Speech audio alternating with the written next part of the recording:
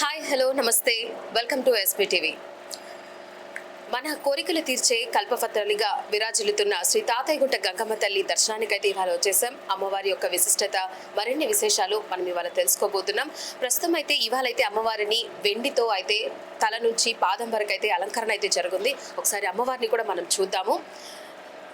మొత్తం అమ్మవారిని అయితే వెండితో అయితే మొత్తం అలంకరించి ఉన్నారు. చుట్టూ అయితే పూలతో చాలా చక్కగా అయితే ఇవాళ అయితే డెకరేట్ చేస్తున్నారు.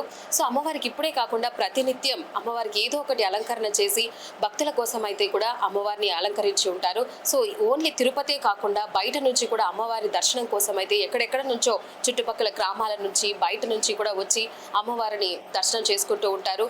మన కోరికలు తీరాలని ఇక్కడ జాతరలు కూడా జరుగుతూ ఉంటాయి. సో ఇక్కడైతే మరిన్ని విశిష్టతలు మరిన్ని విశేషాలు ఇక్కడ రాఘవ శర్మ పూజారి గారు ఉన్నారు. ఒకసారి ఆయన అడిగి తెలుసుకుందాం. సర్వమంగళ మాంగళ్యే శ్రీవే సర్వార్థ సాధకే శరణ్యే త్రయంబకే గౌరీ నారాయణీ నమోస్తుతే ఓం గంగాదేవి అయి నమః. మనకు ఆషాఢ మాసం త్రయోదశి ఈరోజు శుక్రవారము అమ్మవారికి విశేషమైనటువంటి అభిషేకం చేసి పంచామృతము కొబ్బరి నీళ్ళతో విశేష అభిషేకం తర్వాత అమ్మవారికి రజతముతో పాదం నుంచి శిరస్సు వరకు రజతంతో అలంకారం చేయబడినది. రజతంతో హస్తాలు పాదాలు నాగాభరణము వెండి దీపాలు వెండి హారతి అన్నీను వెండితోనే ఉంటుంది ఈరోజు మొత్తము. ఆ రజతతో అలంకారం అయిన తర్వాత భక్తులకి దర్శనాన్ని వదలడమైనది. ఆషాఢ మాసం ఏకాదశి రోజు నుంచి మనకు చాతుర్మాస దీక్షతలు వేయటం ఇక్కడ ఆనవాయితీ. ఈ చాతుర్మాస దీక్ష చాలా మఠాధిపతులు అలాంటి వాళ్ళందరూ చేస్తూ ఉంటారు. అది కాకుండా తమిళ సాంప్రదాయంలో ఆడి నెల మనకు ఈరోజు 3వ తేదీ పెట్టింది. ఆడి మాసం వచ్చిందంటే తమిళులకు చాలా ప్రీతికరమైన రోజు, అమ్మవారికి విశిష్టమైన రోజు.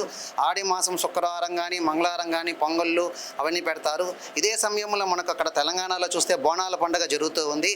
అట్లా ఈ ఆడి మాసము ఆషాఢ మాసముకు అనుసంధానమైనటువంటి అమ్మవారికి విశేషమైన ప్రీతికరమైన మాసములు ఈ మాసములు. ఈరోజు ఈ అలంకారంతో ప్రజలందరూ కూడా ఇక్కడ పొంగళ్ళు సమర్పించుకొని భక్తులు విశేషంగా వచ్చి దర్శించుకునిచున్నారు.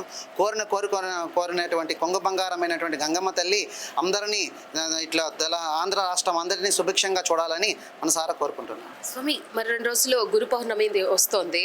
అప్పుడు ఏమైనా విశేషంగా అమ్మవారికి గురు పౌర్ణమి రోజు మనము చండీ యాగము ఎప్పటి నుంచి చేస్తున్నాము. ఆ రోజు గురు పౌర్ణమి చండీ యాగము భక్తులందరూ కూడా విశేషంగా ఒక 500 మంది దంపతులు వచ్చి పాల్గొంటారు ఇక్కడ.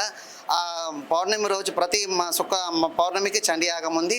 మనకి జాతర నుంచి ఒక 3 మాసములు తప్ప మిగతా అన్ని మాసముల్లోనూ చండీ యాగం ఉంటుంది.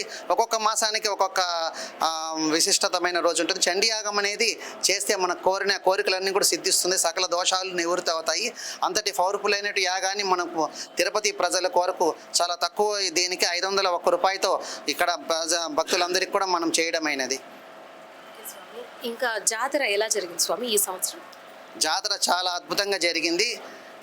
మనకు ఈ స్టేట్ ఫెస్టివల్ డిక్లరేషన్ అయిన తర్వాత ఈ కొండకు పోయే వాళ్ళందరూ కూడా ఈ మా మీడియా యొక్క ప్రచారం వలన వెంకటేశ్వర స్వామికి టైం చూసుకొని అమ్మవారిని దర్శించుకొని చాలామంది బయట జనాలందరూ కూడా వచ్చి అమ్మవారిని దర్శించుకుని పోతున్నారు.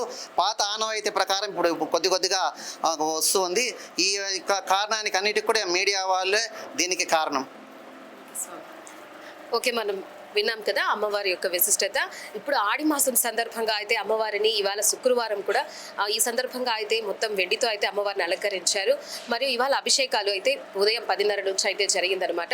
మరో 2 రోజుల్లో గురు పౌర్ణమి కూడా వస్తుంది. అప్పుడు చండీ యాగం కూడా ఇక్కడ జరుగుతుంది. ఇక్కడ తిరుపతి నుంచే కాకుండా బయట నుంచి కూడా ఇక్కడ ప్రజలు వచ్చి ఇక్కడ యాగంలో పాల్గొని అమ్మవారికి అయితే మొక్కులు చెల్లించుకుంటారు. మరియు శుక్రవారము మంగళవారాలు అయితే అమ్మవారికి పొంగలు కూడా పెట్టి వాళ్ళ మొక్కులు అయితే తీర్చుకుంటున్నారు. సో అమ్మవారి యొక్క విశిష్టత ఇక్కడ తిరుపతి ప్రజలకే కాకుండా చుట్టుపక్కల అందరికీ కూడా చాలా బాగా తెలుసు. సో అమ్మవారిని దర్శించుకొని మీరు కూడా తరించండి.